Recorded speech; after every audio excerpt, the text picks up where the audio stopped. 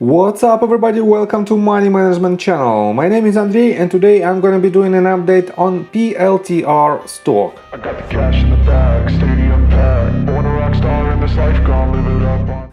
In today's video, first of all, I will show you where we are on the price chart and how we get there.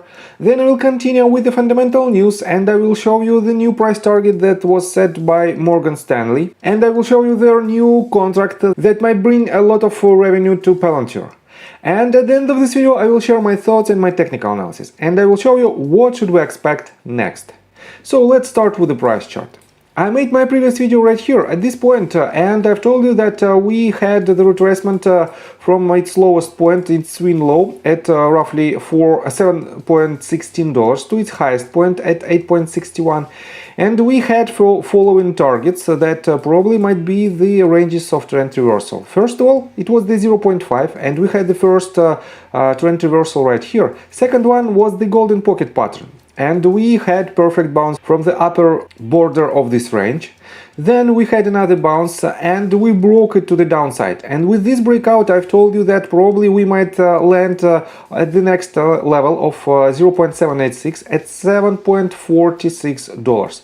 And as you can see, we almost hit it at the after hours trading session and had a very good bounce to the upside. And right now we are still pretty much at the same level that we were previously. And I have to say that from the technical standpoint, we can clearly see several crucial ranges for Palantir. But everything I will show you in my technical analysis. And for now, let's continue with the fundamental news. First of all, let me show you that on their official press release section of their website, we can find several recent news. First of all, that Palantir announced that results for its third quarter ended September the 30th will be released on Monday, November the 7th. So, definitely November the 7th will be the some kind of pivotal date because we will see the results of their Q3 and definitely it might be very important from the fundamental standpoint. On top of that, let me show you the next news that Palantir announces new distinguished members to Federal Advisory Board. And here are 4 members of this advisory board, and I have to say that these people are very experienced, and let me quote you this. The additions will bring expert perspectives to the advisory board on critically important issues such as addressing public health infrastructure, managing the challenges associated with supply chain and logistics, and supporting national security missions, enabling Palantir to continue to meet the evolving and complex needs of its United States government partners. And definitely, these enhancements of their board of advisory definitely will be the long-term catalyst for slow and steady growth of Palantir. But let me show you another, in my opinion, the most important news that we have right now for Palantir. Hertz partners with Palantir to drive operational excellence and enhance customer experience. And let me quote you this. Palantir today announced a multi-year partnership to help drive operational excellence at Hertz and enhance the customer experience using real-time, data-driven insights. The investment is a part of Hertz's ongoing commitment to modernize its technology platforms to lead in electrification, shared mobility, and the digital-first customer experience.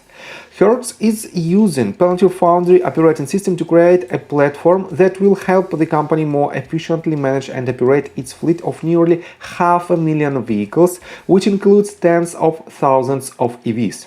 The platform will provide vehicle availability insights based on rental status, service orders, location, and registration data to create a single source of truth that algorithmically makes the best use of assets to decrease out-of-service vehicles, all of which will significantly reduce operating costs and help customers to get on the road faster. In the early stages of implementation, Hertz has already seen a reduction in time from vehicle purchase to rent and a decline in out-of-service rates through predictive fleet operations. So even right now, they already have the results that impressed the executives of Hertz, and definitely it might be only the first company, this type of companies that will be the customers of Palantir. And definitely Palantir has enormous total addressable market. That's why you can rely on this asset in a long-term perspective. So, and let me show you that we have another price target that was set by Morgan Stanley analysts, and they made their analysis on October the 20th, basically yesterday, and they lowered the price target from $11 to $10, but it is still about 26.42% of upside potential from current ranges. And in general, let me show you that the average price target, the consensus analyst price target, is $12.75, which implies almost 60% of upside potential for Palantir in near-term perspective. Near-term means from 12 to 18 months. And I completely agree with this forecast. That's why you can accumulate your position if you're a long-term holder. But what if you want to catch the trend? Let's continue with the technical analysis, but before we dive deep right here, please subscribe to my channel, hit notification bell and hit the like button. This helps me a lot. So guys, first of all, we can clearly see this range of resistance, and we tested it for several times, as you can see, and it is about $8.25 mark. We touched it right here, then right here we broke it to the upside without confirmation, another breakout without confirmation, and another touch right here. And we have this quite interesting pattern. If we connect all the bottoms right here and we make this range a bit longer, we can see an expanding channel.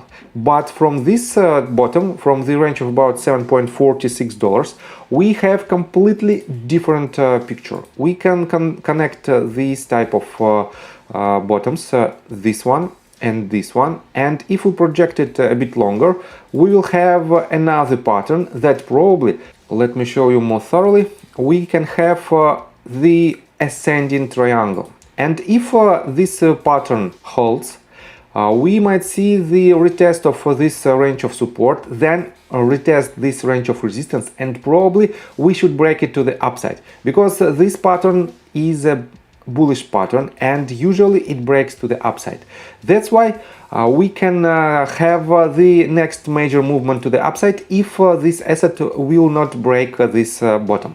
And definitely for now we have the lowest point that we shouldn't break in any cases at $7.15, because if this asset breaks this range, we will confirm that this asset is still in bear mode.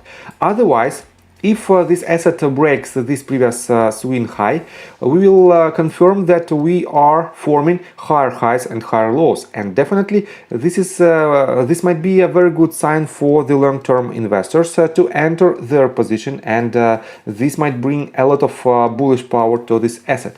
But right now we have to take a closer look on this pattern. And depending on the price action, definitely we might hit higher targets, and if this range holds, if this support line holds, and depending on the bounce from this range, we might have, let me show you, to this previous range of resistance up to 5%, to this previous swing high up to 9.5% of potential profits.